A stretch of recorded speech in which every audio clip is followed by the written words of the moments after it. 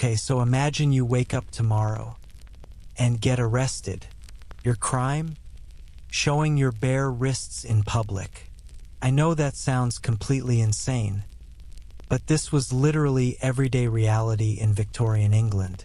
And today I want to walk you through a single day in 1850s London, through the eyes of a young woman. Because honestly, once you see how these people actually lived, modern dating drama starts to look pretty tame. So you open your eyes. It's freezing cold. There's no heating except dying coals in the fireplace. You ring a bell for your maid because you can't even get dressed by yourself. Not because you're incompetent, but because the clothes are actually impossible to put on alone. Your maid shows up, and the whole production begins. Cotton slip first. Then the corset gets laced so tight you literally can't take a full breath. We're talking ribs shifting, lungs at half capacity. Then 3 layers of petticoats. Then this bizarre cage made of steel hoops that makes your skirt stick out like you're wearing a tent. Finally, the actual dress goes over all of that. You're now wearing 15 pounds of clothing. In case you're wondering, that's like wearing a bowling ball. All day. Every day. Oh, and your hands need gloves. Can't let anyone see your scandalous bare hands. That would be like walking around topless by their standards. Now somebody invites you to a morning call at 11 a.m. Sounds straightforward, right? Nope. Morning calls happen in the afternoon, between 3 and 5. Don't ask me why they're called morning calls. Nobody knows. It makes 0 sense. And get this, these visits last exactly 15 minutes. You need to time it. Stay 14 minutes. You're weirdly abrupt. Stay 16 minutes. You're rude and overstaying your welcome. The Victorians were absolutely obsessed with these kinds of arbitrary rules. During the visit, you sit there stiff as a board, talk about nothing interesting whatsoever, and definitely don't touch anyone. Not even a hug. Physical affection was basically illegal. But here's where things get really complicated.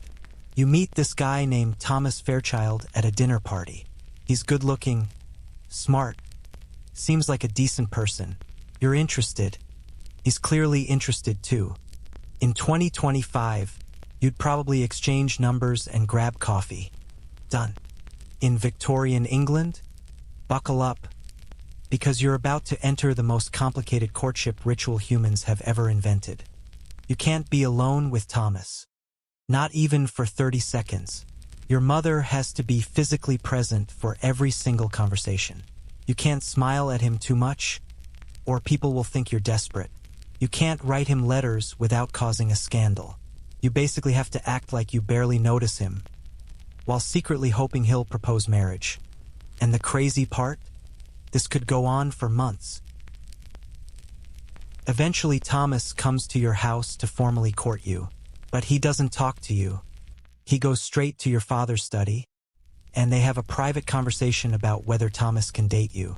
Meanwhile, you're sitting in another room, pretending to do needlework, while your entire romantic future gets decided without you in the room.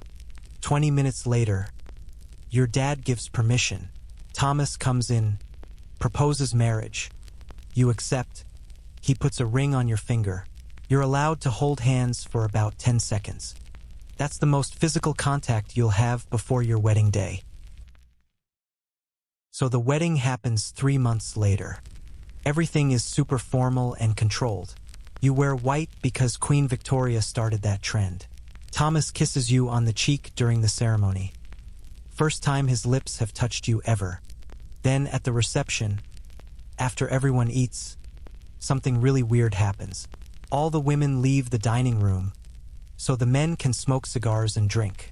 Even at your own wedding, you're separated by gender. Finally, you leave for your honeymoon, and for the first time since you met Thomas, you're actually alone with him. No chaperone hovering 3 feet away. No one monitoring your conversations.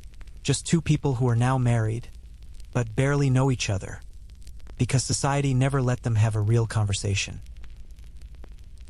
This went on for 64 years. Most people back then lived their entire lives under these rules, and thought it was totally normal.